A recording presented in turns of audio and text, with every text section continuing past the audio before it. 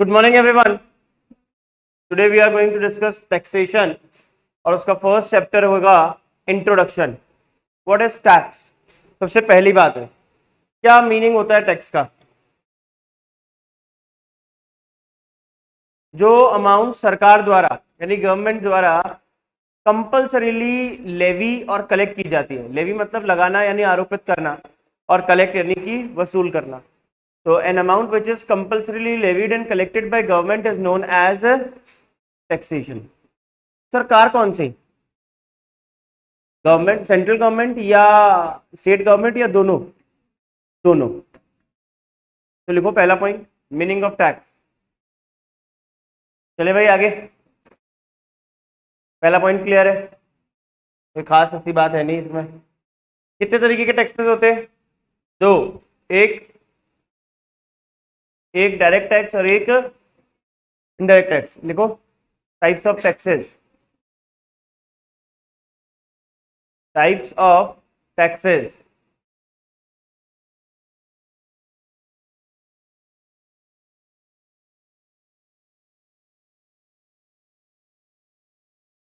Direct tax और indirect tax.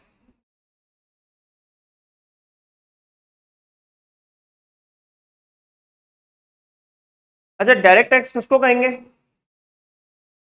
जिसका burden हम शिफ्ट नहीं कर सकते किसी और पर्सन पर, यानी जिस पर एक्चुअली में लेवी हुआ है, जिस पर लगाया गया है, वसूला भी उसी से ही जाए। The burden of tax can not be shifted to another person. जैसे इनकम टैक्स हम किसी और को नहीं ट्रांसफर कर सकते। जैसे एग्जाम्पल नंबर 2 क्या? प्रॉपर्टी टैक्स, हाउस टैक्स, है ना? है कॉर्पोरेट टैक्स तो इनकम टैक्स ही है, उसको अलग से बोलने की जरूरत नहीं है अपने को। ये सब खत्म हो चुके हैं अब, ये सब इनकम टैक्स में आ गए। पहले वेल्थ टैक्स चलता था, वेल्थ टैक्स में डायरेक्ट टैक्स था, बट वो भी किस में आ गया? इनकम टैक्स में आ गया। गिफ्ट टैक्स लगता था, वो भी इनकम टैक्स में कवर्ड हो गया। तो फिर इनडायरेक्ट टैक्स क्या होगा? जिसको हम किसी और पे शिफ्ट कर सकते हैं, हस्तांतरित कर सकते हैं। यानी इस केस में क्या होगा? लेवी किसी और पर है और कलेक्ट भी किसी और से है। लेवी किसी पर और कलेक्ट किसी और से। जैसे जीएसटी पे करने की जिम्मेदारी होती तो किसकी है? शॉपकीपर की, दुकानदार की, विक्रेता की, सेलर की।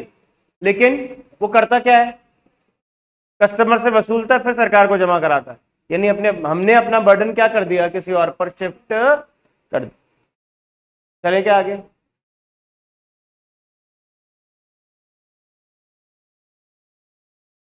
अब हमारे पास जो मैं करवाने वाला हूं आपको, वो इनकम टैक्स की बात है।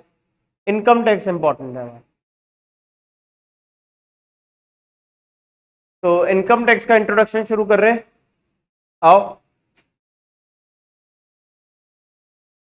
क्या होता है इनकम टैक्स?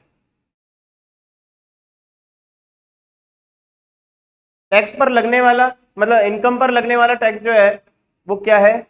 Income tax. तो लिख दो, tax on income is known as income tax.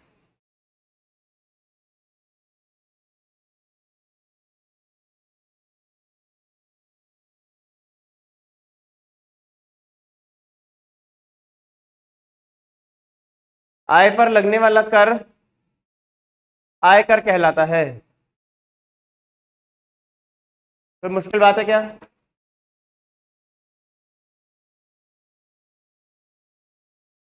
Question बनता है कि कहां से आया है इनकम टैक्स, या इनकम टैक्स लगाने का एक्चुअली में क्या बेस है? कहां से जनरेट हुआ है, या सरकार को यह अधिकार दिया किसने है कि आप इनकम पर टैक्स लगा सको? तो इनकम पर टैक्स लगाने का अधिकार दिया किसने हमको? है संविधान ने, कॉन्स्टिट्यूशन ने। तो इंडियन कॉन्स्टिट्यूशन का अगर आप देखोगे कॉन्स्टिट्यूशन, तो उसमें लिस्ट बनी हुई है, उसमें शेड्यूल्स बने हुए हैं और उसमें आर्टिकल्स बने हुए हैं। तो जब हम 7th शेड्यूल की एक लिस्ट है, 3 लिस्ट होती है, एक यूनियन लिस्ट होती है, एक स्टेट लिस्ट होती है, एक कॉनकरेंट लिस्ट होती है। यूनियन लिस्ट यानी संघीय सूची। संघीय सूची क्या बताती है हमारे को? कि इसके अंदर जो जो भी मैटर लिखे हुए हैं, यूनियन लिस्ट में जो भी मैटर लिखे हुए हैं, उन सब मैटर्स पर टैक्स लगाने का अधिकार किसको है? केवल और केवल सेंट्रल गवर्नमेंट। यूनियन लिस्ट है ना, उसमें जो भी मैटर है वो सब पे टैक्स लगाने का अधिकार सिर्फ किसको है? सेंट्रल गवर्नमेंट को, केंद्रीय सरकार को। जबकि स्टेट लिस्ट में जो जो भी मैटर लिखे हुए हैं उसमें टैक्स लगाने का अधिकार स्टेट गवर्नमेंट को है। और जो कॉन्करेंट लिस्ट में मैटर लिखे हुए हैं उन पर टैक्स लगाने का अधिकार दोनों सरकार को है, यानी दोनों मिलकर टैक्स लगाएंगे। तो जो 7th शेड्यूल है उसकी यूनियन लिस्ट जो है उसकी एंट्री डली हुई है। कभी आप देखना, अभी आपके पास स्मार्टफोन है, अगर इस्तेमाल कर रहे हो आप तो देखो जरा गूगल पर डाल के देखो यूनियन लिस्ट, देख पा रहे हो आप? ये यहां पर ये एंट्री डली हुई है, एंट्री नंबर 1 2 3 4 5 ऐसे ऐसे एंट्री चल रही है, ये एंट्री चल रही है। आप देख पा रहे हो यहां पर 81 में तो लिखा है inter state migration, inter state current. अब आप देखोगे 82 नंबर की जो लिस्ट है उस पर क्या लिखा हुआ है? Taxes on income other than agricultural income, यानी इनकम पर टैक्स, लेकिन किसको छोड़ के? एग्रीकल्चरल इनकम को छोड़ के। आपने सुना भी होगा कि एग्रीकल्चर इनकम पर टैक्स नहीं लगता। तो क्यों नहीं लगता है एग्रीकल्चर इनकम पर टैक्स? क्यों? क्योंकि कॉन्स्टिट्यूशन ने साफ मना कर रखा है कि आप हर इनकम पर टैक्स लो, लेकिन कौन सी इनकम छोड़ के? तो अगर मैं आपसे पूछूं कि इनकम टैक्स कहां से आया है, तो आप क्या बोलोगे कि इनकम टैक्स कहां से आया है? इंडियन कॉन्स्टिट्यूशन का 7th शेड्यूल की यूनियन लिस्ट की एंट्री नंबर 82, और वहां पे क्या लिखा हुआ है? बोलो ना, एग्रीकल्चरल इनकम को छोड़ के बाकी सब इनकम पर क्या लगाया जाए? टैक्स लगाया जाए। तो आओ वापस से चलते हैं अपन अपने पॉइंट पर। अगर बोला जाए कॉन्स्टिट्यूशनल प्रोविजन, संवैधानिक प्रावधान, लिखा क्या आपने? अगला पॉइंट लिखो, संवैधानिक प्रावधान, कॉन्स्टिट्यूशनल प्रोविजन। और कॉन्स्टिट्यूशनल प्रोविजन अपने को क्या बोल रहा है? देखो जरा, कॉन्स्टिट्यूशनल प्रोविजन क्या बोल रहा है? सबसे ऊपर कौन है? कॉन्स्टिट्यूशन ऑफ इंडिया, भारतीय संविधान, उसकी शेड्यूल 7 अनुसूची 7 की यूनियन लिस्ट, संघीय सूची की एंट्री नंबर 82 प्रविष्टि संख्या 82 से आया है income tax other than agricultural income. चलो आगे, इसी को लैंग्वेज में लिख रखा है और कुछ भी नहीं। The constitution of India 7th schedule of union list entry number 82 has given the power to the central government. Sir ये सेंट्रल गवर्नमेंट को पावर कैसे मिली हुई है? अरे भाई किस में लिखा है? लिखा है यूनियन लिस्ट में, तो पावर किसके पास होगी? सेंट्रल गवर्नमेंट के ऊपर। तो central government to levy the tax on income, any income, किसी भी इनकम पर टैक्स लगा, लेकिन कौन सी इनकम को छोड़ के? एग्रीकल्चर इनकम को छोड़ के, उस पर टैक्स नहीं लगेगा। अच्छा, आपको पता है कि इनकम टैक्स जो है वो एडमिनिस्ट्रेट कैसे किया जाता है? एक हमारा जो इंडियन कॉन्स्टिट्यूशन है, कॉन्स्टिट्यूशन में आर्टिकल नंबर 265 हमको साफ शब्दों में कहता है कि जब भी अगर टैक्स, अच्छा पहले क्या होता था, राजा महाराजा होते थे ना, वो अपनी मर्जी से टैक्स लगा देते थे कि अच्छा आपके अपने पास धान वान सब पैसा वैसा सब खजाना भरा पड़ा है तो इस बार टैक्स माफ। अच्छा इस बार खजाना खाली पड़ा है तो एक काम करो 3 गुना टैक्स लगा दो। उन्होंने जो कह दिया वो पत्थर की लकीर है, वो आपको करना पड़ता था। लेकिन जब हमारा देश आजाद हो गया और इन सब तंत्रों से मुक्त हो गया, तो फिर अब ऐसे कैसे कह देंगे भाई? मोदी जी कल को कह देंगे नहीं नहीं नहीं हमारे पास घाटे का सौदा चल रहा है, हमारे घाटे के है तो एक काम करो इस बार 3 गुना टैक्स लगा दो, अरे आदमी मर जाएगा। तो इसका मतलब अब ऐसा नहीं कर सकते थे ना। तो जब कॉन्स्टिट्यूशन बनाया गया तो कॉन्स्टिट्यूशन के आर्टिकल 265 में लिखा गया कि जब भी कोई लॉ लेकर के आना है, जब भी कोई टैक्स लेवी करना है, कुछ भी इंट्रोड्यूस करना है, तो उसके लिए सबसे पहले एक्ट बनाना जरूरी होगा। बिना कानून बनाए, बिना लॉ बनाए, बिना एक्ट बनाए, बिना अधिनियम बनाए आप कोई भी टैक्सेस लेवी नहीं कर सकते हो।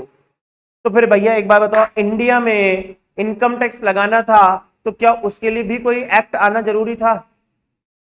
है उसका एडमिनिस्ट्रेशन करने के लिए कोई बोर्ड बनाना जरूरी था? तो ये सब चीजें हमारे कॉन्स्टिट्यूशन की देन है, उसके तरफ से आई हुई है बात। तो क्या बोल रहे हैं, income tax is administrated by CBDT. दो रेवेन्यू बोर्ड्स है हमारे यहां पर इंडिया में। रेवेन्यू बोर्ड कितने हैं भाई? अरे बोलो ना।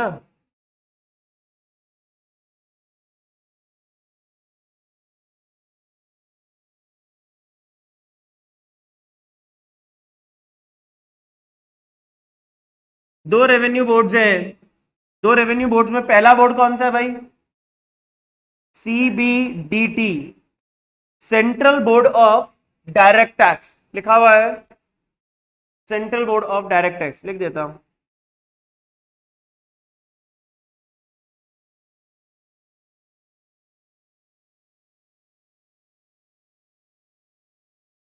जो किसको एडमिनिस्ट्रेट करता है? इनकम टैक्स को। पहले यही बोर्ड वेल्थ टैक्स भी देखा करता था, बट वेल्थ टैक्स अब अबॉलिश हो चुका है, खत्म हो गया है, तो इसलिए अब केवल किसको देखता है ये? इनकम टैक्स को। तो इनकम टैक्स को देख रहा है। अच्छा, एक और बोर्ड है।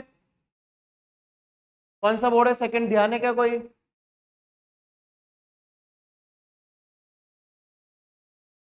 सीबी आई सी, सीबीआईसी, जिसका पहले इस नाम चलता था सीबीईसी,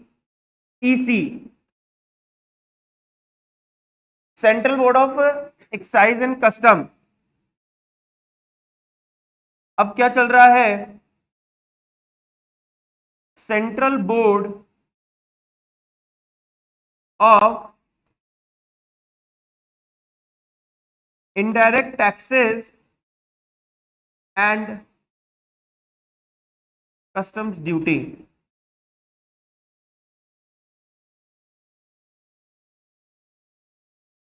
तो ये किसको एडमिनिस्ट्रेट करता है? ये करता है जीएसटी को एंड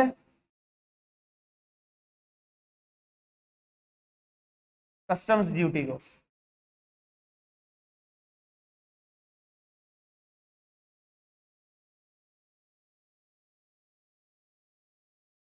फिर ना सीबीडीटी, पहले CBEC, central board of excise and custom.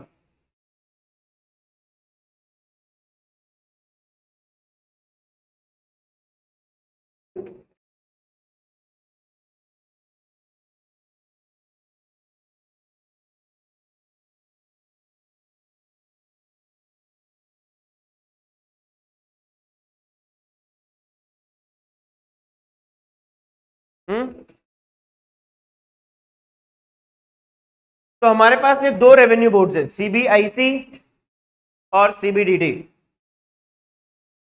चलूं आगे। तो इनकम टैक्स को देखभाल करने वाला कौन है? कौन है? ये हमारे इनकम टैक्स को देखता, सीबीडीटी। ठीक बात है, चल सकते हैं कह रहे आगे? डाउट तो नहीं किसी प्रकार का? आ जाओ।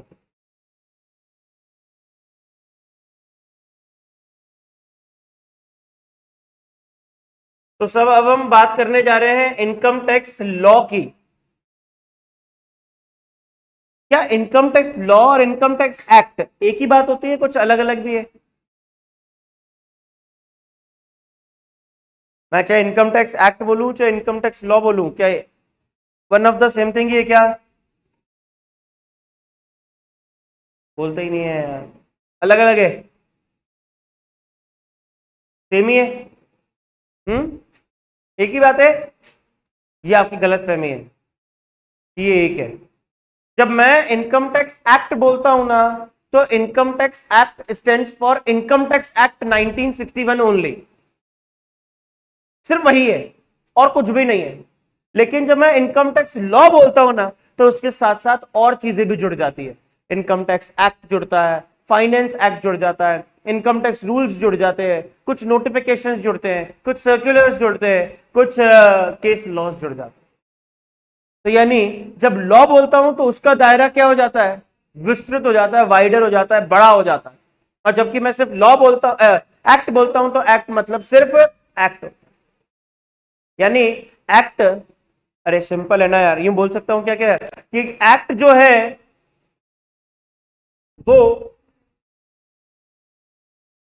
है वो इनकम टैक्स लॉ का एक छोटा कंपोनेंट है, एक छोटा हिस्सा है, एक छोटा सा भाग है।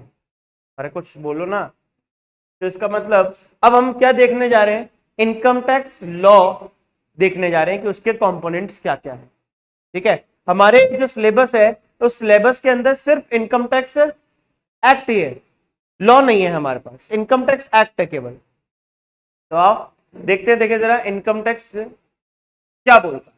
इनकम टैक्स लॉ का पहला कंपोनेंट, आपने हेडिंग डाल दी कि income tax, components of income tax. अरे यार बोलो ना, components of income tax law heading डाली ना आपने, डाल दी। उसका पहला पॉइंट लिखो, फर्स्ट पॉइंट, फर्स्ट है annual finance act. Annual finance act, आपको पता है अपन सुनते हैं ना कई बार, बजट आया है, बजट है, बजट आ गया है। जो निर्मला सीतारमण हमारे फाइनेंस मिनिस्टर हैं, उन्होंने बजट डिक्लेयर कर दिया है, बजट सुना दिया है। What is budget?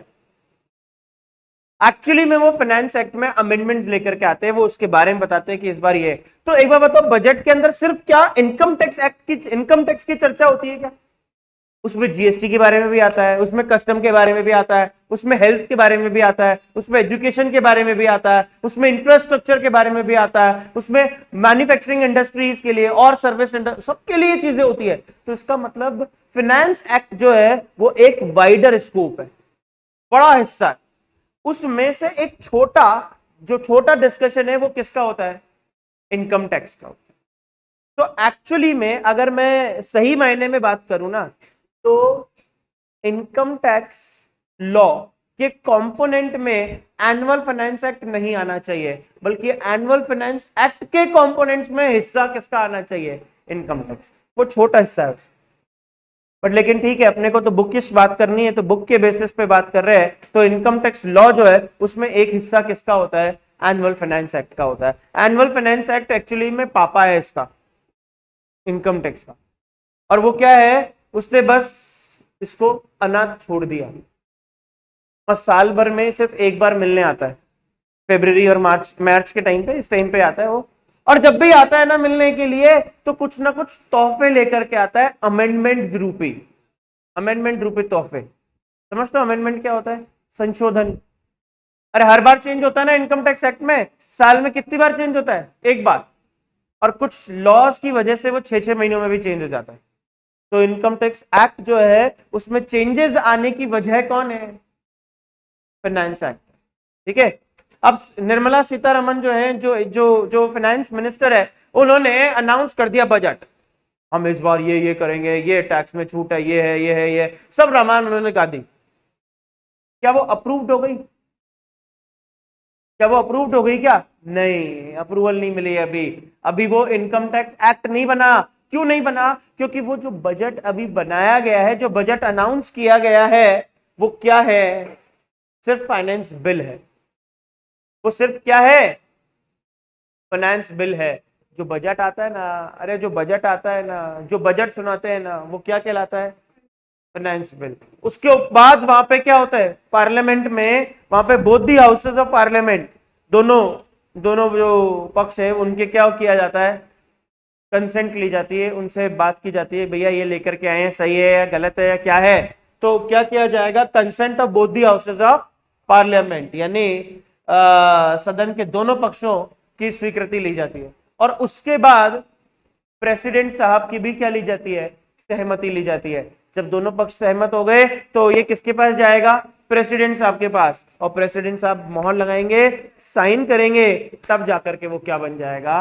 एक्ट बन जाएगा। ठीक है, और ये जो फाइनेंस एक्ट है, ये जाके किस में जुड़ जाएगा? हमारे इनकम टैक्स के। किस रूप में? अमेंडमेंट्स के रूप में। ठीक है, तो एक्चुअली में लिखो ये तो पहले,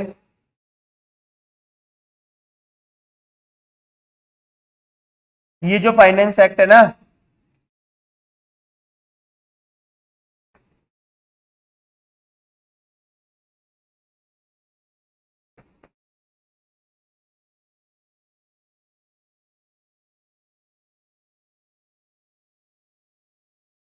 अमेंडमेंट्स के रूप में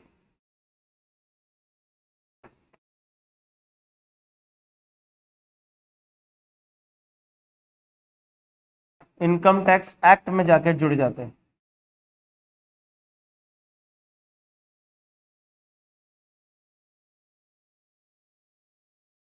अब यहां से क्वेश्चन बनते हैं अपने पास, और जो ये हमारा फाइनेंस एक्ट है, इस फाइनेंस एक्ट का फर्स्ट शेड्यूल, अच्छा पता है आपको इनकम टैक्स में जो रेट लगती है, टैक्स की रेट आती है, वो कहां से आती है? ऑप्शन हमारे पास क्वेश्चन आ गया था एक, कि बताओ इनकम टैक्स पे लगने वाली जो रेट्स है वो कहां से जाती है? इनकम टैक्स एक्ट से, फाइनेंस एक्ट से, या कंपनीज एक्ट से, या फिर पार्लियामेंट से? वो कहां से आती है? फाइनेंस एक्ट के फर्स्ट शेड्यूल से, first schedule of finance act, वहां से रेट्स आती है हमारे पास। और उसमें भी 4 पार्ट है। सुन लो रे, कितने पार्ट है हमारे पास? 4 पार्ट है। किसके? फाइनेंस एक्ट जो है, जो जो जो फाइनेंस एक्ट है उसका जो फर्स्ट शेड्यूल है, उसके उसके कितने हैं? 4 पार्ट है। पार्ट नंबर 1, फर्स्ट पार्ट क्या बोलता है हमारे को? Rates of income tax. तो आपसे अगर पूरी डिटेल क्वेश्चन पूछूं मैं कि बताओ इनकम टैक्स की रेट कहां से आती है, तो आप क्या बोलोगे? Part 1 of first schedule of finance act. ठीक है, रिवर्स बोला जाता है। बोलो दोबारा बोलो, part 1 of first schedule of finance act. ठीक है, वहां से आता है। अब आपसे कुछ भी पूछ सकता है। लेट्स सपोज आपको ये बोल देगा बताओ फर्स्ट शेड्यूल ऑफ, तो फाइनेंस एक्ट बोलेगा, फाइनेंस एक्ट का कौन सा शेड्यूल? First schedule. पूछ लेगा फाइनेंस एक्ट के फर्स्ट शेड्यूल का कौन सा पार्ट? First part. बताओ first part of finance, first part of first schedule of finance act क्या बतलाता है हमको? Rate of income. ठीक है, तो कैसे भी घुमा फिरा करके पूछ सकता है आपसे। तो पहला पार्ट क्या बता रहा है बेटे अपने को? Rate of income tax. फिर दूसरा पार्ट है, वो क्या बताता है अपने को? TDS, tax deducted at source. चले आगे। फर्स्ट शेड्यूल क्या बता रहा है? Rate of income tax. Second क्या बता रहा है? Rate of TDS। और थर्ड क्या बता रहा है? Rate of advance tax. Advance tax की क्या रेट लगेगी वो ये बतलाता है। और पार्ट 4 क्या बताता है? तो पहले 1 2 3 लिखो। हाँ, एडवांस टैक्स क्यों लिया जा रहा है? For the purpose of stopping the manipulation. आप मैनिपुलेट ही नहीं कर पाओ। आपकी कितनी इनकम है आपने पहले डिक्लेयर कर दी एक तरीके से, और एडवांस टैक्स दे दिया। अब क्या हो रहा है? सरकार आपकी इतनी इनकम मान बैठी है, इतनी इनकम तो आपकी हुई है। पहला पर्पस तो हमारा मैनिपुलेशन को रोकने का ही है। दूसरा पर्पस उस पर्सन को बांध के रखने के लिए, कि बार बार टैक्स दे रहा है, इसका मतलब हम मान के चल रहे हैं कि वो जो भी एडजस्टमेंट करने हैं। अच्छा होता क्या है, एडजस्टमेंट क्या करते हैं अपन? साल के एंड में जाके करते हैं जनरली, बीच में नहीं करते, पकड़ में आ जाता है वो, क्योंकि आपने तो क्वार्टर वाइज ले लिया यहाँ पे टैक्स। तीसरा बड़ा, सरकार को क्या होता है कि एक रेवेन्यू जनरेट होती रहती है कंटिन्यूसली। अब आप सोचो कि आप साल भर काम करो और आपको साल के एंड में जाकर के सैलरी दे, दिक्कत देगा कि नहीं? और आपको हर महीने सैलरी दे तो क्या होगा? दिक्कत थोड़ी कम हो जाती, वही रीजन। ठीक है, कोई डाउट है क्या? चलो आगे। तो रेट्स ऑफ एडवांस टैक्स हो गई हमारे पास। चले आगे, आइए।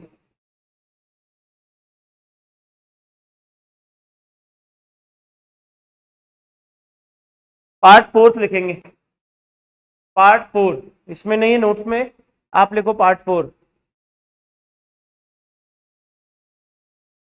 Computation of agricultural income, computation of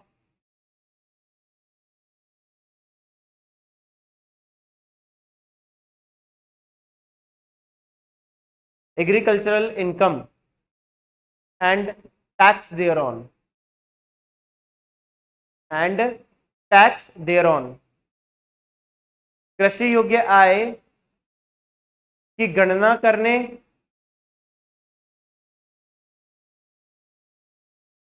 की विधि, कृषि योग्य आय की गणना करने की विधि एवं उस पर कर की गणना। वेरी गुड सर, अभी तो आपने मना किया था कि एग्रीकल्चर इनकम पर टैक्स नहीं लेंगे, फिर ये काहे को कंप्यूट कर रहे हैं? ये राज की बात है। हम इनकम टैक्स एक्ट जो है उसमें एक पोर्शन आता है हमारे पास, उसको बोलते हैं पार्शियल इंटीग्रेशन। वहां पे हम क्या करते हैं कि अगर कोई पर्सन एग्रीकल्चरल इनकम के साथ साथ नॉन एग्रीकल्चरल इनकम भी कमाता है ना, तो उसको नॉन एग्रीकल्चरल इनकम पर जो नॉर्मल टैक्स लगता था ना, उससे थोड़ा सा ज्यादा टैक्स देना पड़ता है। इसका मतलब उसमें क्या चीज इंक्लूड हो जाती है? एग्रीकल्चर इनकम को भी कंप्यूट कर लिया। बट लेटर ऑन पढ़ेंगे उसको, आगे हमारे पास है सिलेबस में, वो भी लेटर ऑन उसके ऊपर मैं डिस्कशन करूंगा आपसे कि एग्रीकल्चर इनकम पर टैक्स लिया कैसे जा रहा है। चुपचाप नहीं, ठीक है? तो उसके ऊपर फिर पार्शियल इंटीग्रेशन नहीं होता। कब नहीं होता वो भी बताऊंगा, कब होगा वो भी बताऊंगा।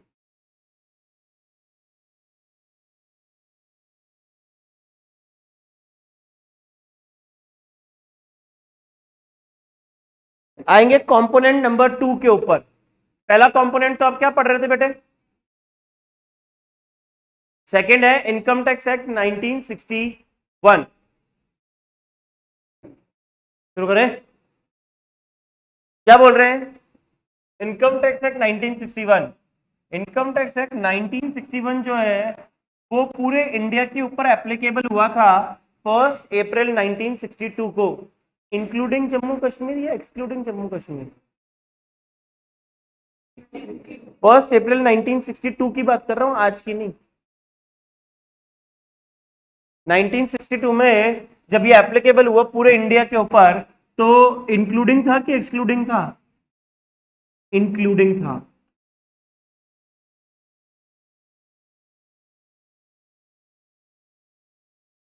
तब भी इंक्लूडेड ही था। तो आज से मतलब नहीं है, ये तब से ही क्या था? इंक्लूडेड, तभी से। ठीक है? तो इनकम टैक्स एक्ट के इंट्रोडक्शन की अगर मैं बात करूं कि इनकम टैक्स एक्ट में क्या क्या लिख के दिया हुआ है, क्या है हमारे पास, तो आओ। अच्छा, कोई भी एक्ट जब भी आप पढ़ते हो तो वो कैसे बटा हुआ होता है? सबसे पहले चैप्टर्स में बटा हुआ होता है, फिर चैप्टर्स के बाद सेक्शन में बटता है, सेक्शन के बाद सब सेक्शंस में बटता है, फिर सब सेक्शन के बाद क्लॉज में बटता है, क्लॉज के बाद फिर सब क्लॉज में बटता है, फिर कुछ एक्सेप्शंस होते हैं, कुछ प्रोविजोज होते हैं, कुछ एक्सप्लेनेशंस होते हैं, कुछ शेड्यूल्स होते हैं। ये सब एक्ट के कंपोनेंट्स होते हैं, बटे हुए होता है। तो ये किस तरह से बटा हुआ है, आओ चर्चा करते हैं अपन।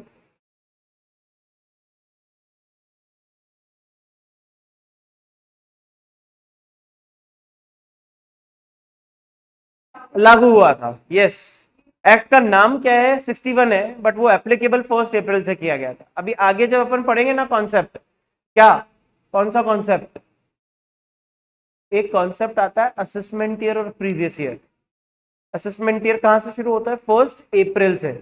इसी वजह से 61 में बनके तैयार तो हो गया था, लेकिन हम बीच में उसको अप्लाई नहीं कर सकते थे। तो अप्लाई करने के लिए डेट क्या चुननी पड़ी हमारे को? 1 अप्रैल, क्योंकि हम अपने फाइनेंशियल ईयर यहां से लेते हैं, तो इसलिए 1 अप्रैल से उसको एप्लीकेबल किया 61, क्योंकि बनके तो 61 में तैयार हो गया था, बट एप्लीकेबल कहां से किया गया? हमने 1 अप्रैल 1962 से। तो ये याद रखना, कॉन्ट्राडक्टरी है।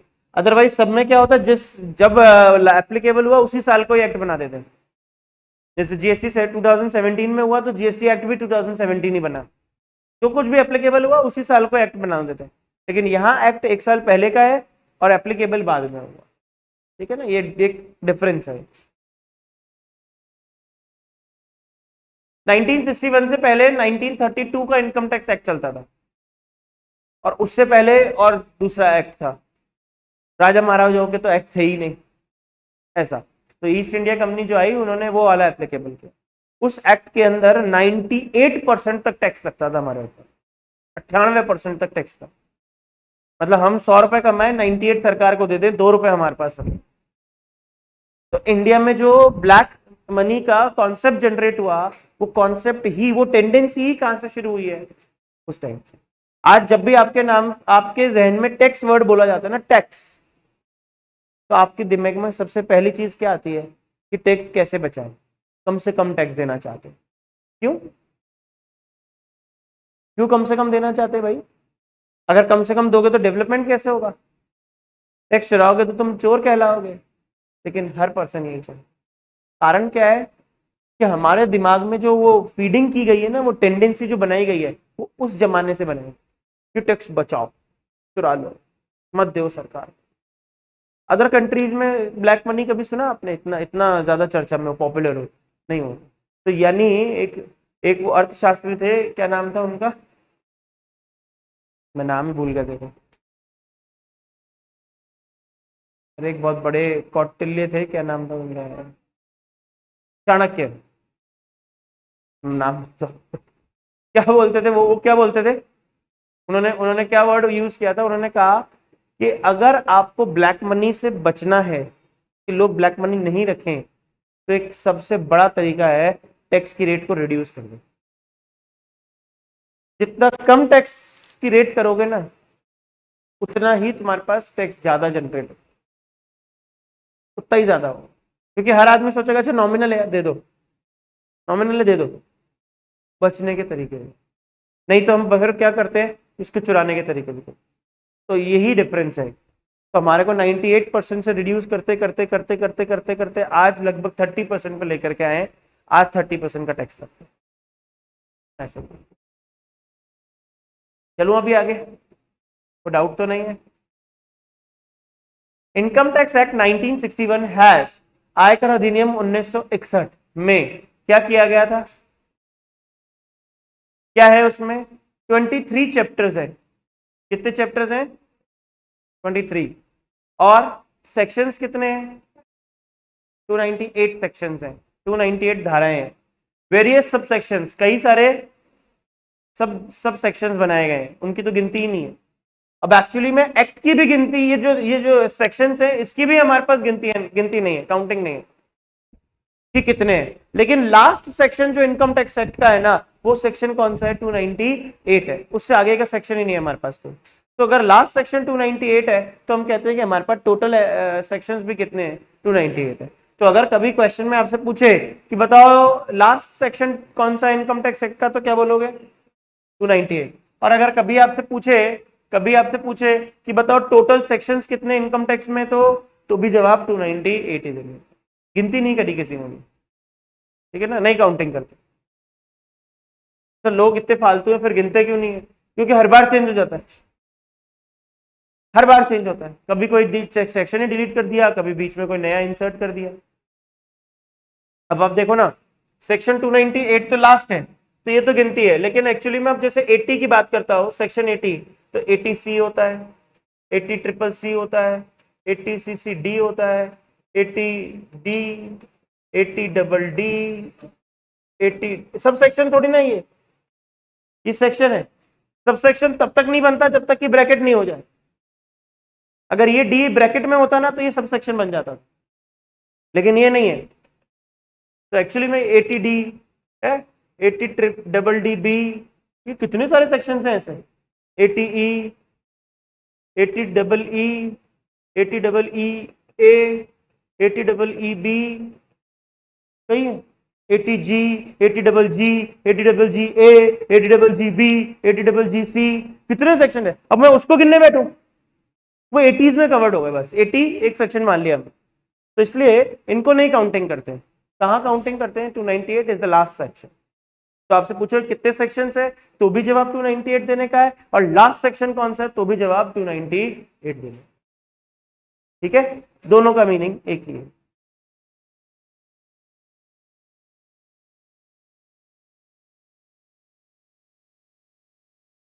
वेरियस सबसेक्शन, सबसेक्शन को तो कोई गिन ही नहीं पाया, गिनता भी नहीं है कोई। क्लॉजेज है, कई सारे क्लॉजेज होते हैं, फिर सब क्लॉजेज होते हैं, क्लॉज का भी और हिस्सा सब क्लॉज है। और हमारे पास कितने शेड्यूल्स है? 14 शेड्यूल्स है। ठीक है, याद रखेंगे एक चीज और, तो ये चैप्टर्स है ना, ये चैप्टर्स रोमन में लिखे हुए हैं, मतलब फर्स्ट, सेकेंड, ये 20, ऐसा ये कुछ इस टाइप में लिखे हुए रहते हैं वो, ये सब क्या है हमारे पास इस तरह से रोमन में लिखे हुए हैं। और ये जो शेड्यूल्स हैं ये भी किस में लिखे हुए हैं? रोमन के अंदर लिखे हुए। हाँ, शेड्यूल रोमन में नहीं है, सॉरी, शेड्यूल तो लैंग्वेज में लिखे हुए। क्या पूछ रहे हो? चैप्टर्स अलग है, शेड्यूल अलग है। चैप्टर्स जो होते हैं उसके अंदर सेक्शन, सब सेक्शन, क्लॉज, सब क्लॉजेज होते हैं, और शेड्यूल अलग है। शेड्यूल क्या होता है मैं बताऊं आप लोगों को। देखो, एक्ट, कभी आपने इनकम टैक्स एक्ट देखा है? देखा कभी एक्ट? इतना मोटा होता है, लगभग ये साइज है इनकम टैक्स एक्ट, बल्कि इससे भी मोटा ही होगा। तो ये मोटा है अगर, अब उसमें एक ही चीज, जैसे डेप्रिसिएशन की 40-45 रेट है लगभग, अब 40-45 रेट अगर डेप्रिसिएशन की और उसका जिक्र पूरे इनकम टैक्स में 4-5 बार भी हो रहा है, तो वो 45 रेट लिखने में 3 पेज जाते हैं। तो आप सोचो 3 पेज एक बार पे है, तो 5 बार होगा तो कितने पेजेस ऐड हो गए? 15 पेजेस ऐड हो गए। फिर मैं बेवकूफ हूं कि बार बार वही रेट छापता रहूंगा हर जगह पर। क्या करो, इन रेट को यहां से हटा के शेड्यूल्स में डाल दो, और क्या रेफर कर दो, in depreciation rate as per schedule number such and such. तो अब आप क्या देखना, वो शेड्यूल देख लेना जाकर के। तो शेड्यूल किस पर्पस के लिए काम आता है? To reduce the length of act, act की लेंथ को कम करने के लिए, और ऐसी चीजें जो बार बार रिपीटेड मोड पर आती है उनको, ठीक है क्या, तो उसके लिए बनाया गया है शेड्यूल। तो शेड्यूल उन चीजों को एलिमिनेट करता है जो कॉमन है, कॉमन वाली चीजों को एक जगह पर इकट्ठा कर दिया जाता है और बार बार रेफर कर दिया जाता है शेड्यूल शेड्यूल शेड्यूल शेड्यूल, इसलिए शेड्यूल्स बनाते हैं। तो शेड्यूल्स कभी चैप्टर का हिस्सा नहीं होते, वो एक्ट का हिस्सा होते। वो किसका हिस्सा होते हैं? एक्ट। तो एक्ट में सबसे पहले चैप्टर्स होते हैं, फिर चैप्टर्स क्लासिफाइड होते हैं सेक्शंस में, सब सेक्शन में, क्लॉजेस में, सब क्लॉजेस में, और schedule is a separate. Done? चलूं चलूं चलूं क्या आगे? हम्म, अब आ गए हैं रूल्स। बोलो ना भाई, क्या होते हैं ये इनकम टैक्स रूल्स? हेडिंग डालो, इनकम टैक्स रूल्स 1962।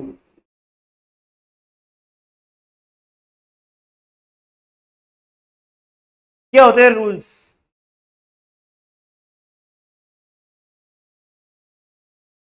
जो एक्ट होता है ना, एक्ट बताता है क्या करना है, जबकि रूल्स बताते हैं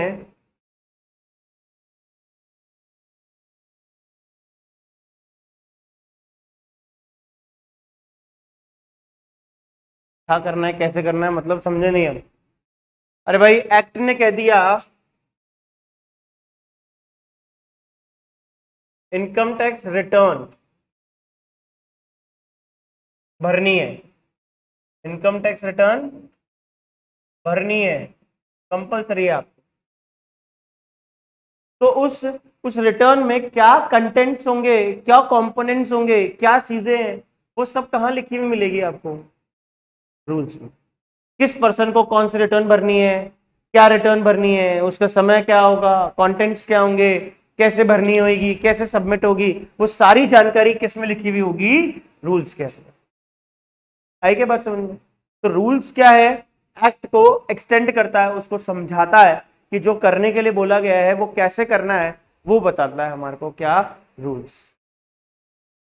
तो सर एक बार बताओ, दो अलग अलग चीजें काहे को बनाई? एक्ट के नीचे ही जहां जहां क्या करना है वहां लिख देते तो क्या दिक्कत थी? बोलो, एक्ट के साथ में ही लिख देते, एक्ट बना करके भाई रिटर्न भरनी है, रिटर्न भरनी है, ये कंपोनेंट्स होंगे। इसके साथ में क्यों नहीं रख दिया? बोलो बोलो बोलो।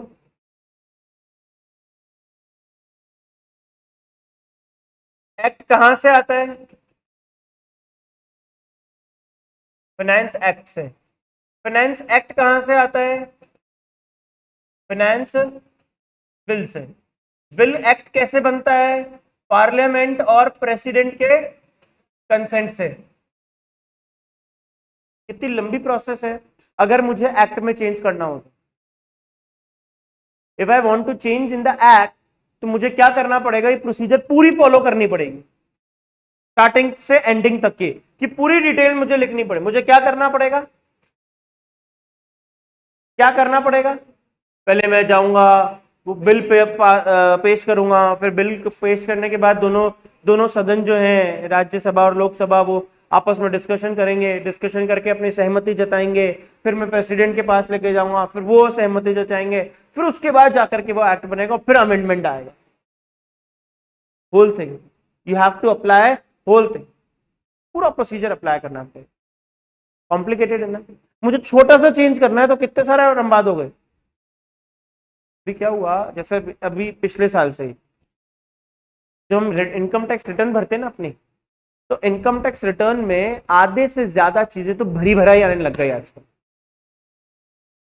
और एक रिपोर्ट निकलती AIS करके, एनुअल इनकम स्टेटमेंट, और वो एनुअल इनकम स्टेटमेंट क्या देता है? वो आपको सारी इंफॉर्मेशन बताता है कि आपने क्या खरीदा, क्या नहीं खरीदा, क्या बेचा, कितने शेयर्स खरीदे, कितने शेयर्स बेचे, कितने म्यूचुअल फंड्स में इन्वेस्ट किया, कितने LIC में क्या किया, each and everything which is connected with your pan card. जो जो भी पैन कार्ड से, इवन तो आप जमीन खरीदोगे ना, उसमें दिखाई देगा, बेचोगे दिखाई देगा, बच नहीं सकते आप। फिर क्या करें? क्या करें?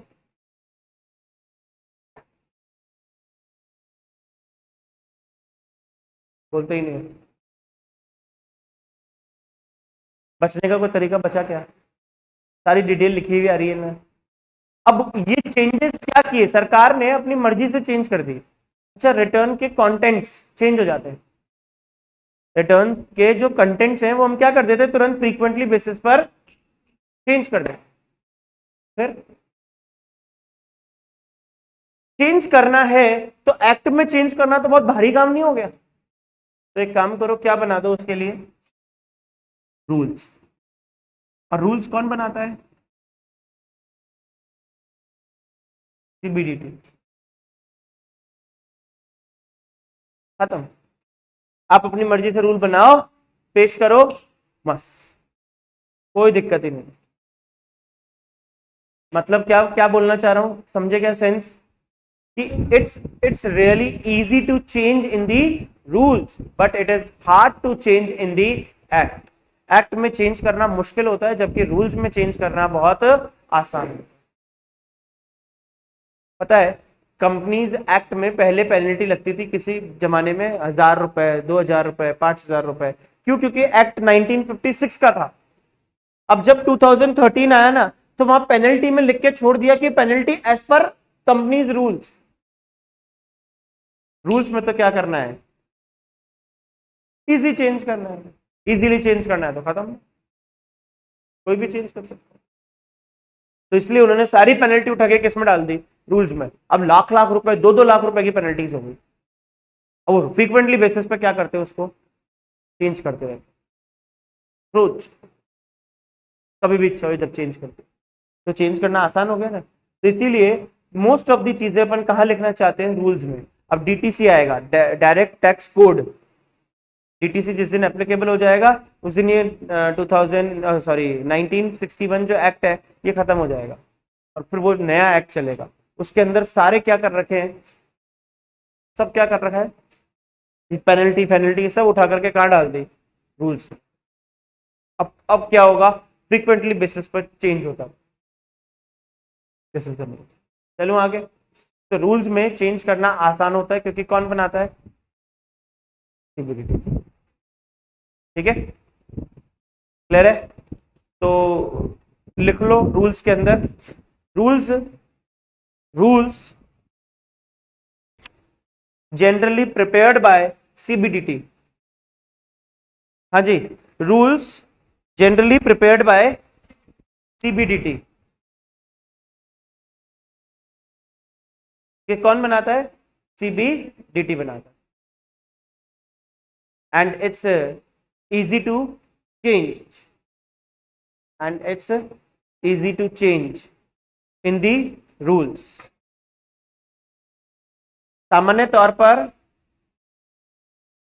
नियम, सामान्य तौर पर नियम कौन बनाता है?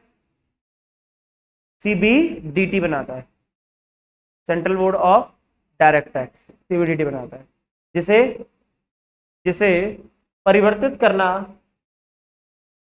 आसान हो जाता है। हाँ हाँ, और कौन करेगा? और किसके पास होगा? अपन खुद करना चाहेंगे क्या? अपन कर सकते चेंज? अपन कर सकते होते तो फिर तो समझे क्या है? झोलमाल क्या टैक्स ही नहीं लगता? हम तो टैक्स ही नहीं लगाने देते। एक तो नेट में भी 1 यूनिट कम हो जाएगी, नहीं कम पढ़ने को मिलेगा। उधर उस यूनिट में भी एक जो यूनिट है उसमें लीगल वाले में, उसमें भी GST खत्म हो जाए। हम तो वो भी चाहते हैं खत्म ही हो जाए ना टैक्स से, है नामो निशानी मिटा दो।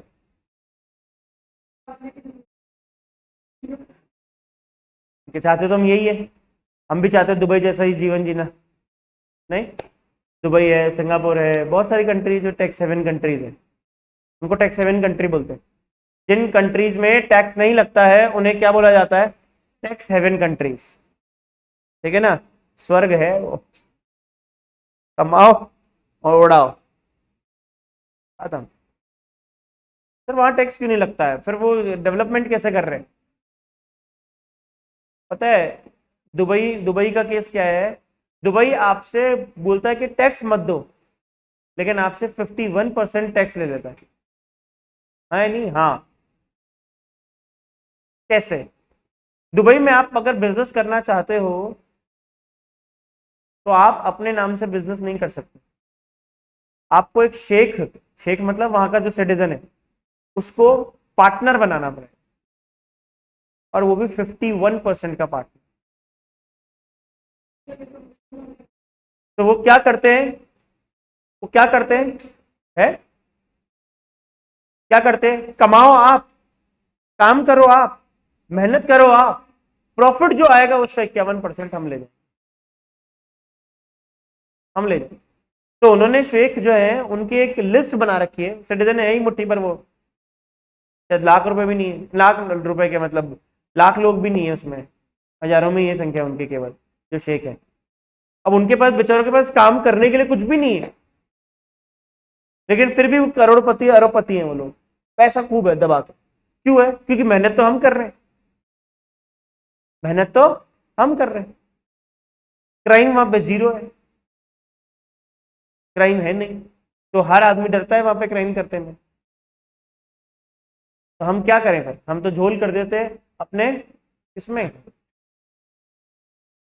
किसमें करते हैं गड़बड़? टैक्स में। हम उसको प्रॉफिट ही कमाने देते हैं, घुमा देते हैं उसको। बढ़िया आदमी है, सिंधी आदमी है, वहां पे आप देखोगे यही मिलेंगे, गुजराती, सिंधी सबसे ज्यादा है, और फिर उसके बाद आता है नंबर बढ़िया होगा, खूब तगड़ा। वह हमारे से ज्यादा हिसाब है कौन?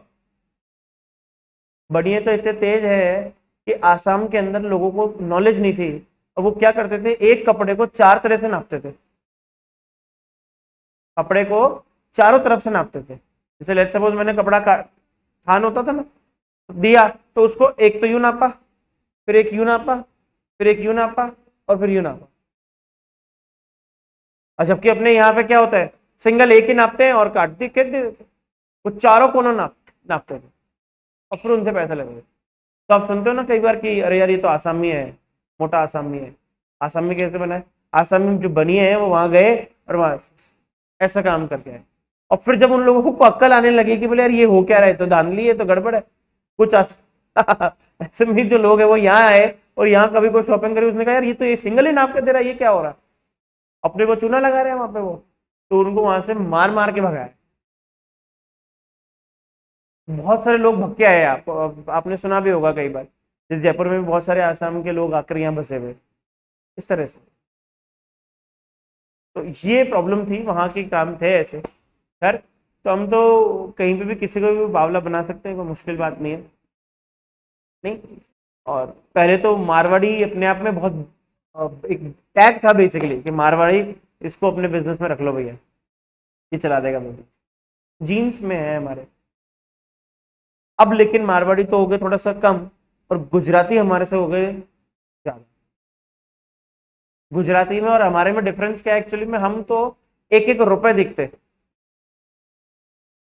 खा जाए चूस जाए उसको बेचारे को ऐसा, मतलब। और वो गुजराती क्या होता है कि थोड़ा पैसा एक्स्ट्रा खर्च करके एक्स्ट्रा कमाने की कोशिश करता है। यहां पर इनकम टैक्स रिटर्न अगर आप भरोगे ना, तो उसकी फीस होगी मात्र 500 रुपए, इससे, और 500 में भी रोता आदमी, अरे यार 500 देखो कुछ कम कर दो, आपने किया ही क्या, ऐसा तो कोई खास बात नहीं थी, भरवा लेते हम तो किसी से भी, ऐसा रोते हैं।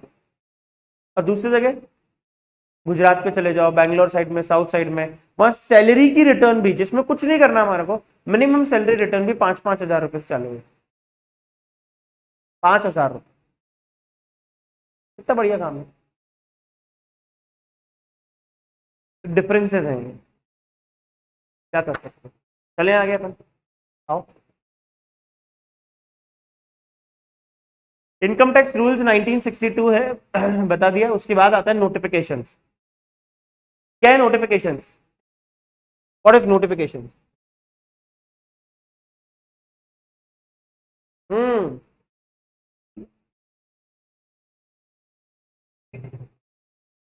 जो चेंजेस होते हैं, वो चेंजेस के रिगार्डिंग में ही बात, जो भी चेंजेस होते हैं ना, जो भी चेंजेस हम कर रहे हैं, वो चेंजेस के रिगार्डिंग में आपको, भाई मैंने चेंज कर दिया, अमेंडमेंट आ गया, ये आपको कैसे पता चलेगा क्या अमेंडमेंट आया? अमेंडमेंट कहां से पता चलेगा? नोटिफिकेशन। अमेंडमेंट कहां से पता चलेगा? नोटिफिकेशन। ठीक है, तो लिखो, notifications are issued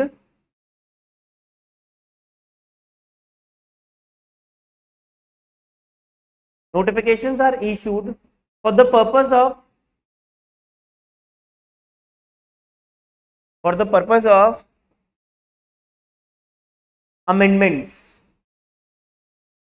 or changes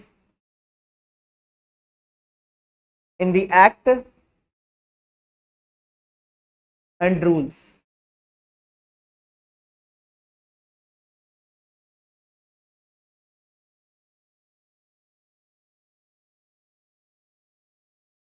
अधिनियम एवं अधिनियम एवं अधिनियम एवं नियमों में किए जाने वाले संशोधनों को बताने हेतु अधिसूचना जारी की जाती है। अधिसूचनाएं जारी किए जाते हैं। What is circular? What is circular?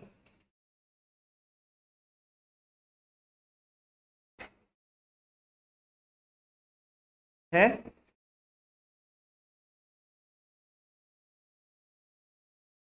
Attach document. अच्छा, शिवानी की बात करते हैं। शिवानी स्कूल में पढ़ी है क्या? पढ़ी तो है ही, जब यहाँ पहुंची नहीं तो कैसे पहुंचती है? पढ़ी है स्कूल में। अच्छा, कौन से स्कूल में पढ़ी है? Maheshwari public school. Maheshwari public school में पढ़ी है ये, ठीक है, वो पब्लिक मान लो, और क्या। महेश्वरी पब्लिक स्कूल में पढ़ी है ये। और इसकी बात करते हैं कविता की। NK PS, NK public school में पढ़ी है ये, मुरलीपुरम में जो है। तो अच्छा राजाबाद से, ठीक है, पहले तो शायद वहीं पे ही था। कौन सा वाला? अच्छा वो आरबीएस है और वो सीबीएसई है। अच्छा, एनके पब्लिक स्कूल से पढ़ी, ये महावीर महेश्वरी पब्लिक स्कूल से पढ़ी, एमपीएस और ये एनकेपीएस। अच्छा एक बात बताना, जरा सुनना ध्यान से। शिवानी जो है, इनके स्कूल में एक सूचना जारी की गई और कहा गया, इंफॉर्मेशन दी गई कि भाई कल आप सबको यूनिफॉर्म नहीं कैजुअल ड्रेस में आने का है, अपन यहाँ एंजॉय करेंगे, कल पार्टी टाइप का माहौल रहेगा। कविता इसकी दोस्त है, इसने कहा यार कल तो हमारे को कैजुअल ड्रेस में जाने का है, ऐसा ऐसा बोल के, और तो ये भी अपने स्कूल में कैजुअल ड्रेस में चली गई। बोलो सही किया ना इसने? क्यों? अरे तो तुम्हारे स्कूल में सर्कुलर आया है भाई, तो इसका मतलब सर्कुलर जो आया है वो केवल किसको बाउंड करने के लिए आया है? एमपीएस को, इसको नहीं। हाँ महेश्वरी वालों, एमपीएस ही तो, महेश्वरी पब्लिक स्कूल को ही तो बाउंड करने के लिए आया है। उससे क्या एनके पब्लिक स्कूल भी बाउंड हो जाएगा क्या? बोलो ना। नहीं हो सकता। This is the main thing, यही है सर्कुलर। सर्कुलर क्या है? सर्कुलर क्या होता है? इंटरनल बॉडीज के लिए इशू किया जाता है। सीबीडीटी सर्कुलर इशू करता है और उससे बाउंड कौन होता है? इनकम टैक्स अथॉरिटीज ओनली, केवल वही होंगे। इनकम टैक्स के जो अधिकारी हैं, जो ऑफिसर्स हैं, वो होंगे, कमिश्नर्स होंगे, डायरेक्टर जनरल होगा, वो सब होंगे, सब होंगे, लेकिन वो आम जनता के लिए नहीं है। तो सर्कुलर कभी भी आम जनता के लिए एप्लीकेबल नहीं होता। हाँ, अगर मुझे सर्कुलर की कुछ इंफॉर्मेशन पता चल जाए और वो मेरे लिए बेनिफिशियल है, तो मैं सर्कुलर का बेनिफिट उठा सकता हूं। समझे? अगर किसी एसएससी को पता चल जाए सर्कुलर में क्या लिखा है और वो उसके फेवर में है, तो वो उसका बेनिफिट उठा सकता है। लेकिन लेकिन वो उससे बाउंड नहीं हो सकता।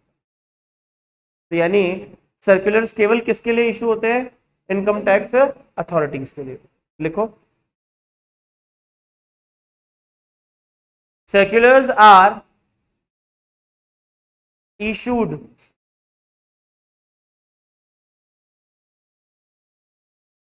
circulars are issued only in respect of circulars are issued only in respect of income tax authorities, income tax authorities।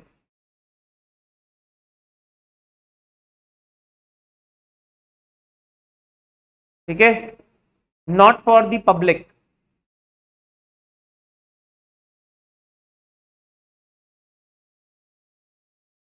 तो लिखो, परिपत्र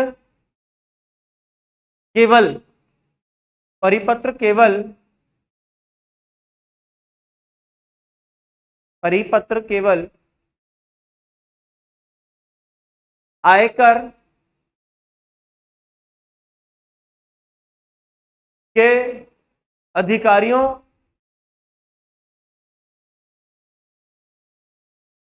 को ही प्रतिबंधित करता है।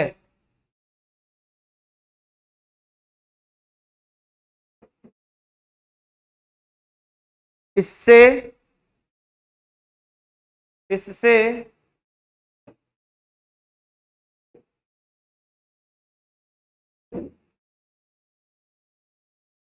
इससे आम जनता प्रतिबंधित नहीं होती है, इससे आम जनता प्रतिबंधित नहीं होती है।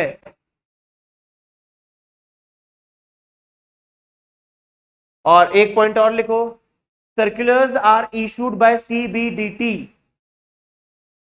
Circulars are issued by CBDT, CBDT, परिपत्र सीबीडीटी द्वारा जारी किए जाते हैं। और लास्ट कंपोनेंट लिख दो, केस लॉस, लास्ट कंपोनेंट लिख दो, केस लॉस। क्लियर है बात? कोई डाउट तो नहीं है यहां तक में? मैं दोबारा रिपीट करता हूं एक बार। Components of income tax law, कितने कंपोनेंट थे? पहला, जल्दी बोलो, फर्स्ट एनुअल फाइनेंस एक्ट, दूसरा इनकम टैक्स एक्ट 1962 और वन सॉरी, और फिर तीसरा था रूल्स, इनकम टैक्स रूल्स 1962, और फिर चौथा है हमारे पास नोटिफिकेशन, फिर सर्कुलर्स, और फिर केस लॉ। तो कितने हो गए आपके पास? ये 6 होने चाहिए आपके। क्लियर है? हेलो,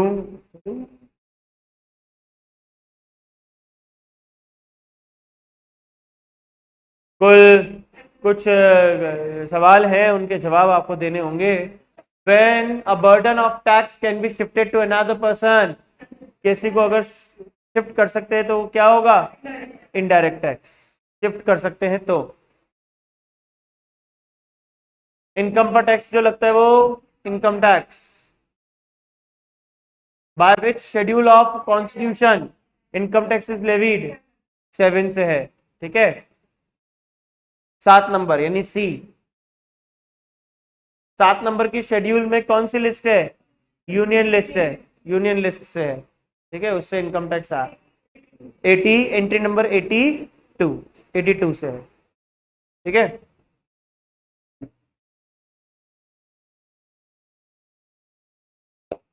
इनकम टैक्स लॉ का कौन सा पार्ट नहीं है? Income tax act 1962, income tax rules 1962, case laws और नन ऑफ द अबव। क्या बोलेंगे? नन ऑफ दी नालायकों। इनकम टैक्स एक्ट 1961 है, ये तो 62 लिखा हुआ है, तो फिर कौन सा हुआ? ए, ठीक है। टाइपिंग मिस्टेक नहीं, ये क्वेश्चन आया हुआ है एग्जाम का, ये एग्जाम का क्वेश्चन आया हुआ है, और ये सीएमए के अंदर पूछा गया था, सीएमए में क्वेश्चन पूछा गया था ये, उसमें ये पूछ लिया हमारे से। तो लोग सोच रहे हैं क्या है यार, ये यही होगा, तो नन ऑफ द अबव करके आ गए, क्योंकि आमतौर पर हम क्या पढ़ रहे हैं? Income tax act, income tax rules, वो नहीं पढ़ रहे ईयर। ध्यान रखेंगे ये बात। कब से एप्लीकेबल हुआ? 1 अप्रैल 1962 से। 2 से, 1 नहीं, ठीक है ना। 1 तो एक्ट का नाम है, लेकिन एप्लीकेबल कब से हुआ? 2 से। सी, एंट्री 82 ऑफ यूनियन लिस्ट, किसको किसको एक्सक्लूड किया गया है? एग्रीकल्चरल इनकम, कृषि योग्य आय को एक्सक्लूडेड किया है। How many chapters? 23 चैप्टर्स है, 23 चैप्टर्स है। अंतिम सेक्शन कौन सा है? 298। Finance bill, finance bill becomes finance act कब बनता है? जब किसकी सहमति हो? दोनों पक्षों की और प्रेसिडेंट की। तो द लोकसभा नहीं, both the Lok Sabha and Rajya Sabha, हाँ ये तो है, but both the houses of parliament, यानी लोकसभा और राज्यसभा एंड प्रेसिडेंट, तो फिर किसका भारी हुआ पलड़ा? सी का, ठीक है, सदन के दोनों पक्ष। और part 1 of first schedule, part 1 of first schedule rates of income tax दी हुई है ए। पार्ट 2 में क्या दिया हुआ है? टीडीएस दिया हुआ है। पार्ट 3 में तो ये है पार्ट 2 ऑफ शेड्यूल 1, तो कौन सा? TDS B. और पार्ट 3 में एडवांस टैक्स, पार्ट 4 में एग्रीकल्चरल। सर्कुलर कौन इशू करता है? इनकम टैक्स, बोलो। Circular issued by the CBDT are binding on, circular issue तो करता है सीबीडीटी, और बाउंड केवल इनकम टैक्स अथॉरिटीज होते हैं, आयकर सत्ता, ठीक है। चल सकते हैं क्या भाई आगे?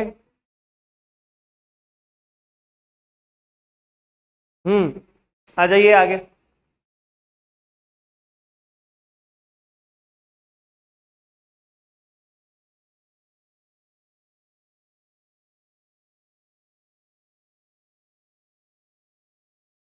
आप देख रहे हो 82 की जो एंट्री थी वो तो इनकम टैक्स के लिए थी, और 83 जो है वो किसके लिए? Duties of custom, custom duty के लिए, ठीक है ना।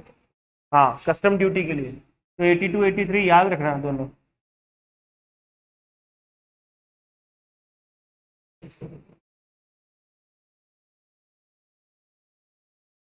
चैप्टर वही चल रहा है, चैप्टर वही है अभी, चैप्टर चेंज नहीं हुआ है, ठीक है ना, इंट्रोडक्शन ही चल रहा है। अब उसमें हम आ गए हैं सम इंपॉर्टेंट डेफिनेशंस के ऊपर। केस लॉस क्या होते हैं, बोला ना मैंने अभी, जो हाई कोर्ट, सुप्रीम कोर्ट और इनके केसेस होते हैं, इनके बेसिस पर भी जजमेंट्स किए जाते हैं। तो case laws is also to be considered as a base, ठीक है। जैसे कुछ केसेस हो जाते हैं, अब एक्ट में कुछ और कह रहा है और सुप्रीम कोर्ट में कुछ और बात कही हुई है, तो फिर सुप्रीम कोर्ट की मानी जाएगी, कोर्ट ज्यादा इंपॉर्टेंट होगी। हाई कोर्ट में कहा हुआ है, एक्ट कुछ और कह रहा है, हाई कोर्ट की चलेगी।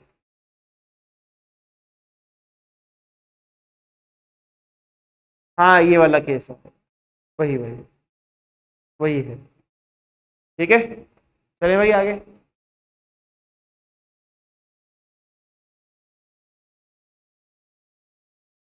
सम इंपॉर्टेंट डेफिनेशंस, कुछ महत्वपूर्ण परिभाषाएं पढ़ने जा रहे हैं अपन।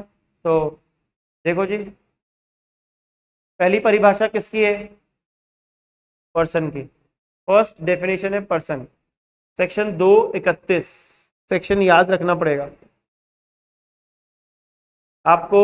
अगर 5 या 10 क्वेश्चन आते हैं हमारे पास, तो 10 क्वेश्चन में 2 से 3 क्वेश्चन आपको सेक्शन पे बेस्ड मिलेंगे। 80 के तो सबसे ज्यादा आते हैं। अब भाई शुरू करें। पर्सन की डेफिनेशन है 231 के अंदर, पहले लिख दो फिर उसके बाद डिस्कस करें जरा।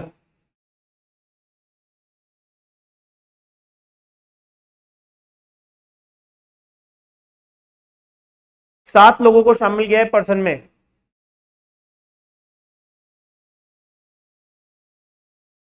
हाँ जी, लिखा क्या? पहला कौन है? इंडिविजुअल। आप सब अकेले अकेले कौन हो?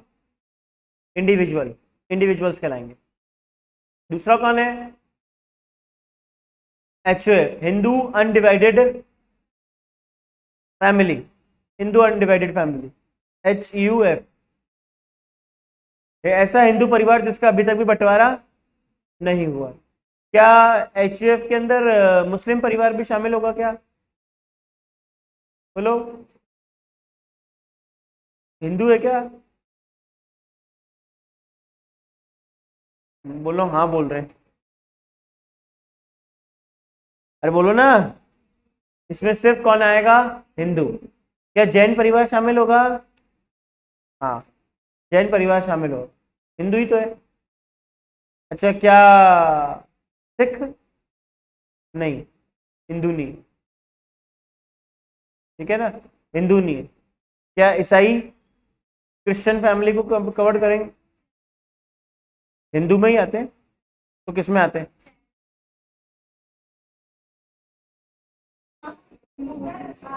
जैन हिंदू से ही निकले हुए हैं, उसी को ही माना जाए,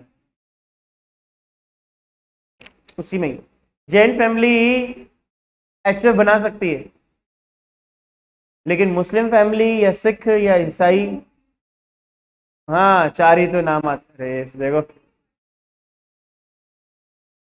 ऐसा। चले आगे। हिंदुस्तान में रहते हैं क्योंकि हम, अब पता है यार क्यों बना रखा है इन्होंने, सरकार ने चला रखा है, और क्या उस टाइम से चलती चली आ रही है परिपाटी, चल रहा है। अब क्यों ये आवाज उठाता नहीं है इसमें, क्योंकि एक्चुअली में बाकी सब लोग क्या है, माइनॉरिटी के कंसिडर की तरह से ट्रीट किया जाए। मेन जो प्रभुत्व है वो किसका है? हिंदू का। इसलिए हिंदू अनडिवाइडेड फैमिली यहाँ पे रखा गया, इसलिए उनको प्रायोरिटी पे रखा गया, ठीक है ना। तो Hindu undivided family is to be considered as a separate person. जैसे मैंने अपनी फैमिली के साथ में मिलकर के एक HUF बना रखा है, तो मैं अगर कोई जैसे शेयर्स वगैरह का काम कर रहा हूँ, तो मैं शेयर्स की ट्रेडिंग किस में करता हूँ? HUF के अंदर करता हूँ। उससे क्या होता है? टैक्स बेनिफिट हो गया ना यार, 5 लाख रुपए तक टैक्स देने की जरूरत ही नहीं है उसमें, मजे से, तो इतनी इनकम जनरेट होनी है। और अगर मैं अपने में लेता तो अपने में वो ट्रेडिंग करने की वो शेयर की सारी इनकम अगर मैं अपने में ले लेता तो मुझे 30% टैक्स देना पड़ता, मैं तो हायर स्लैब में चला जाऊंगा। 30% टैक्स दूंगा, काहे को दूंगा टैक्स भाई? जब एक मेरे पास पर्सन बनाने की अथॉरिटी है तो मैं बना सकता हूँ। For the purpose of tax saving हमें एचयूएफ बना लिया। चलो आगे, कोई दिक्कत तो नहीं। Firm, what is firm?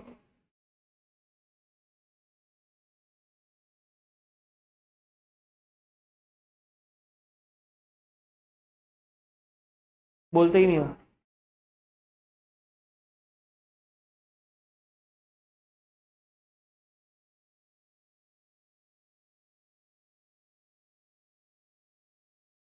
अरे सिर्फ और सिर्फ पार्टनरशिप फर्म आएगी, प्रोप्राइटरशिप कंसर्न कहाँ जाएगी? प्रोप्राइटरशिप फर्म सुनते हो ना, एकल स्वामित्व वाली संस्था, वो फर्म कहाँ जाएगी? इंडिविजुअल में। तो लिखो फर्म के ब्रैकेट में, फर्म के ब्रैकेट में लिखना, क्या लिखोगे? Only partnership firm including LLP. LLP को भी फर्म में रखा गया है। एलएलपी, एलएलपी की फुल फॉर्म क्या होती है भाई? Limited liability partnership. तो फर्म इंक्लूड्स, क्या includes? Partnership firm only including LLP. Next है कंपनी। कंपनी में कौन आएगा भाई? जो कंपनीज एक्ट 2013 में रजिस्टर्ड हो, तो 1956 में रजिस्टर्ड हो उसको क्या? कंपनीज एक्ट 2013 ने कह दिया कि हम हमारे अंदर वो भी शामिल कर ली जाएंगी जो 56 में है, तो हम तो 2013 ही बोलेंगे। तो देखो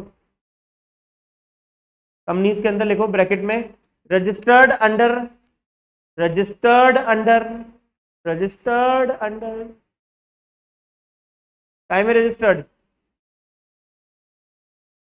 कंपनीज एक्ट 1950, अरे यार कंपनीज एक्ट 2013, दोनों ही मान लो, दोनों लिख लो, तुम्हारा जो जज जाए वो कर लो।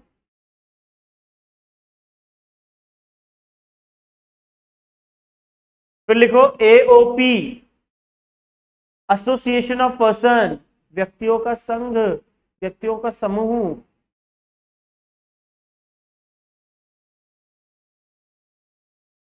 चल भाई चले के आगे। अच्छा आपने रुक जाना भैया, ये लिख देना पहले एओपी। एओपी क्या होता है? व्यक्तियों का संघ। एओपी क्या होता है भाई? Association of person. क्या?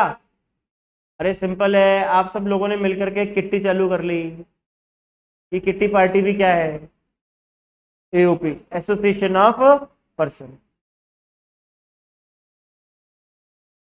अभी बताता हूँ ना, बीओआई तो अभी बताएगा। तो एओपी। अच्छा एक बार बताओ, एक इंडिविजुअल, एक और इंडिविजुअल और एक और इंडिविजुअल, तीन इंडिविजुअल मिलकर के क्या एओपी बना सकते हैं? बिल्कुल बना सकते हैं, कोई दिक्कत नहीं, एओपी बनाया जा सकता है। अरे पर्सन ही तो है।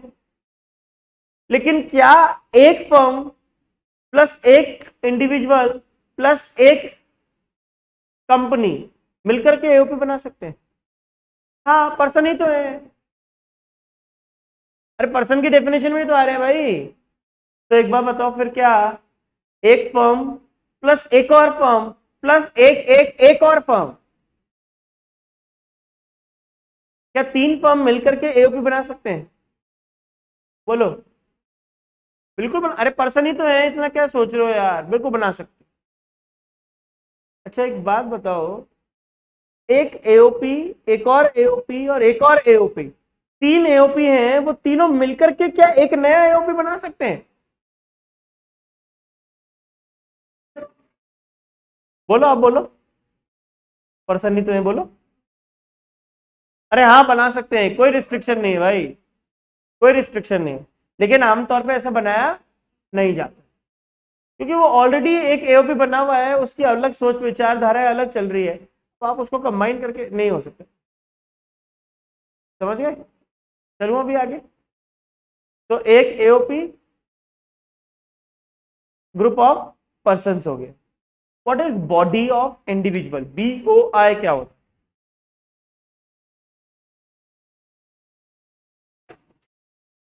समझना जरा।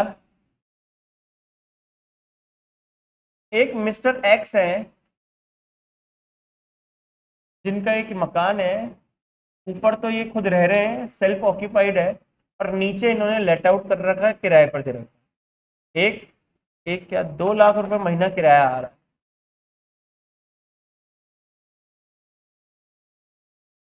कितने रुपए आ रहा है? 2 लाख रुपए महीना। एक्स के 3 बेटे हैं, A B C। एक्स खुद तो यार रह ही रहा है, खुद तो रह रहा है, और साथ में क्या है, ए भी इसके साथ में रह रहा है।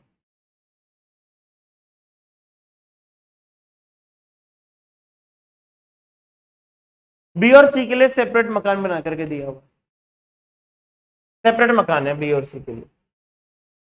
एक दिन अचानक से मिस्टर एक्स एक्स हो जाता है, डेथ हो गई, मिस्टर एक्स की डेथ हो गई।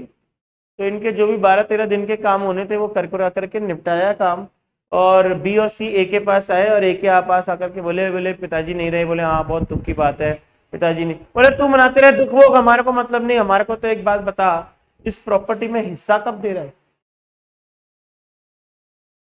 लेने का कैसा हिस्सा? जब तुम्हारे को पिताजी अलग मकान बना के देके गए तो तुम वहां रहो, मेरे पास तो मकान नहीं, मैं यहाँ रहूं।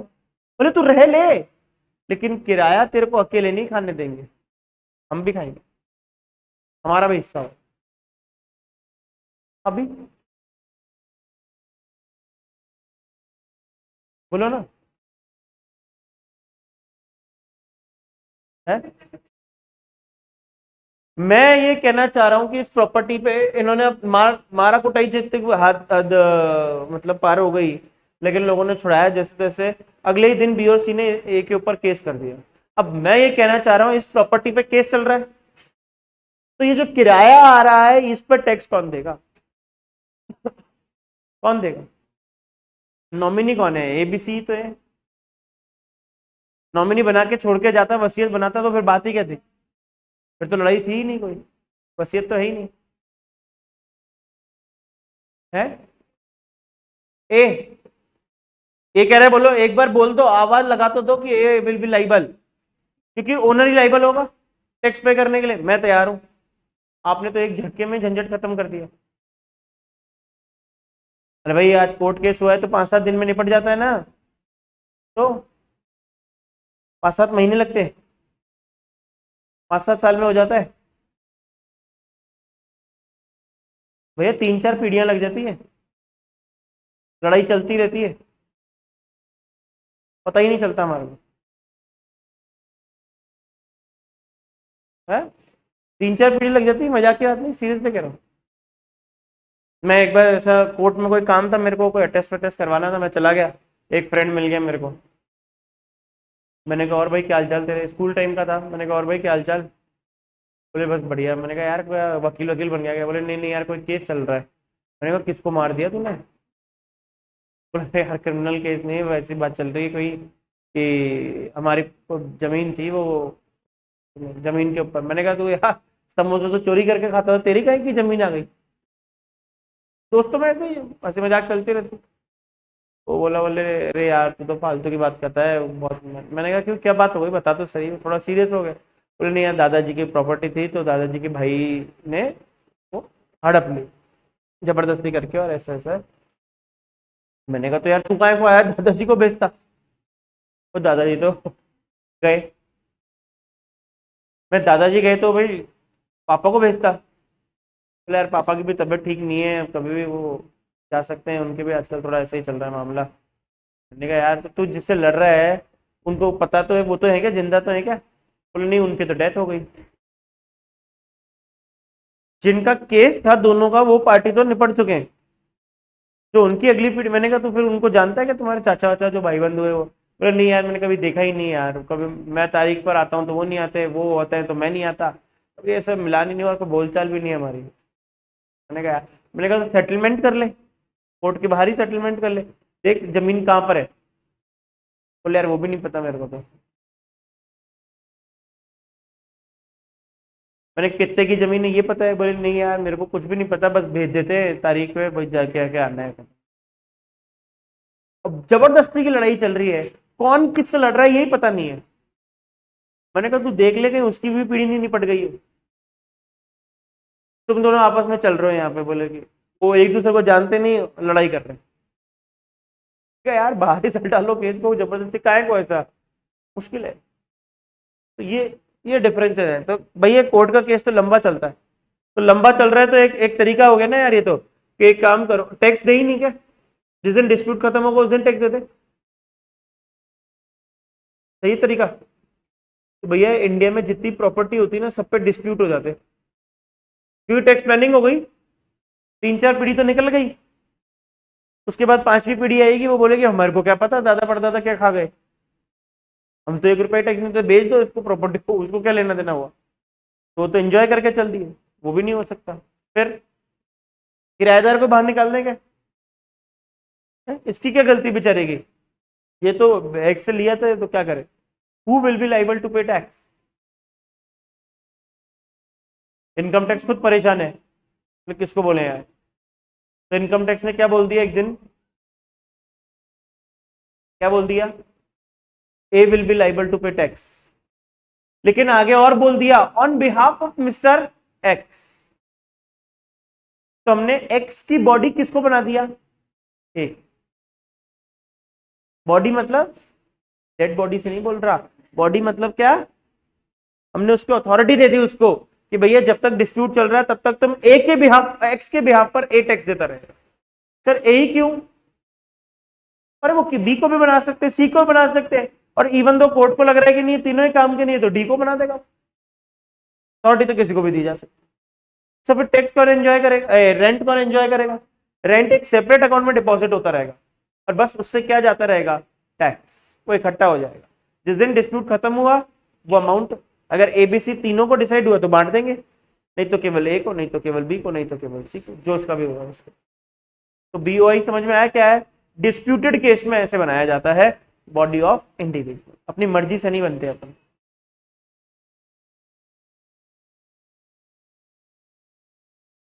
हाँ वो सरकार, वो कोर्ट जो है उसके अंडर सुपरविजन रहेगा, रखना ही पड़ेगा। फिर क्या है, लोकल अथॉरिटी। लोकल अथॉरिटी में लिखो जेडीए, एग्जांपल लिखो JDA, Jaipur development authority. Delhi में जाएंगे तो डीडीए, दिल्ली डेवलपमेंट अथॉरिटी, ठीक है। चले आगे, उसके बाद कॉमा करके लिखो नगर निगम, नगर परिषद, नगर पालिका,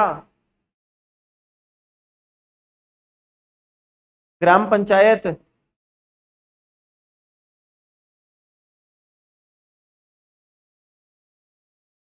एक्सेट्रा। ये सब क्या है, लोकल अथॉरिटी, ये अलग से टैक्स देते रहेंगे। फिर उसके बाद कौन है, any other artificial judicial person, ये कौन है भाई, कौन है ये, लिखो। फॉर एग्जाम्पल जो ऊपर कवर्ड नहीं हुए ना 6 में, वो सब कहाँ जाएंगे इसमें। सर कौन बचा, जैसे स्कूल,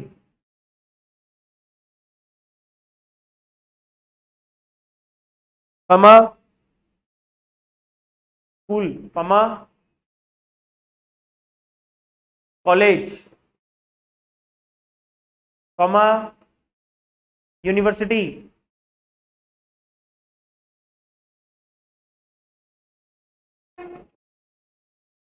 पमा, hospitals, comma, cooperative societies, trust.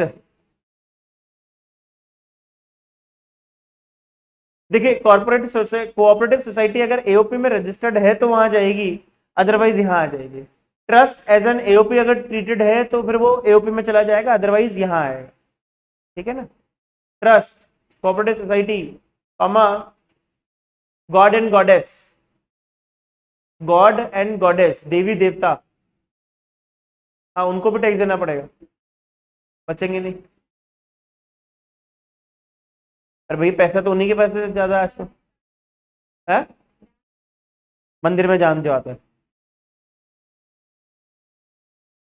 बिल्कुल हिसाब रखना पड़ेगा, होता नहीं है, रखना पड़ेगा, मजबूरी है, कंपलसरी है। क्यों?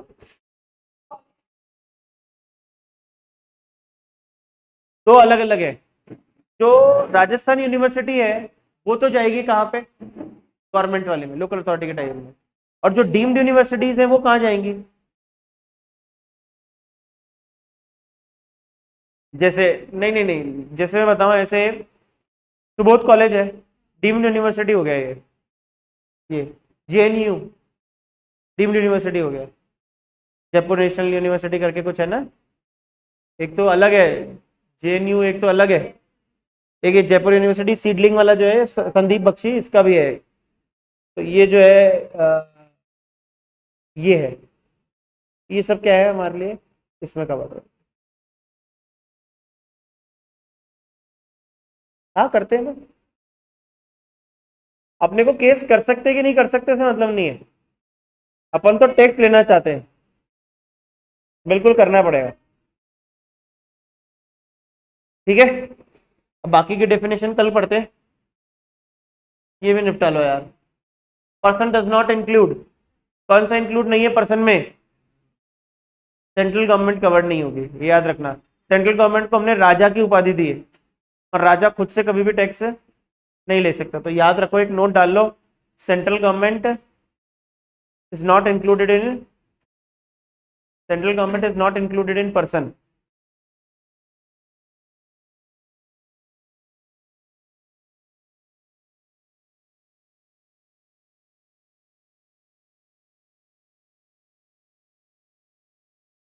Person includes all of the above, X Y and Z association, ये एक तरीके से पार्टनरशिप मान सकता हूं मैं, एक्स एंटरप्राइजेस प्रोप्राइटरशिप हो गया, आर्ट लिमिटेड जो है कंपनी हो गया, तो सब कवर्ड है, all of the above. AOP consist, AOP में कौन कौन शामिल है भाई, सब पर्सन, तो ओनली इंडिविजुअल्स नहीं, क्या पर्सन अदर देन इंडिविजुअल्स नहीं, बोथ, दोनों कवर्ड है, इंडिविजुअल्स भी एओपी बना सकते हैं और अदर पर्सन भी एओपी बना सकते हैं। बीओई में केवल लेकिन कौन होगा, इंडिविजुअल, ठीक है, इंडिविजुअल के अलावा कोई नहीं होगा। बोलो जी, मैच दी फॉलोइंग करो, मैच दी फॉलोइंग।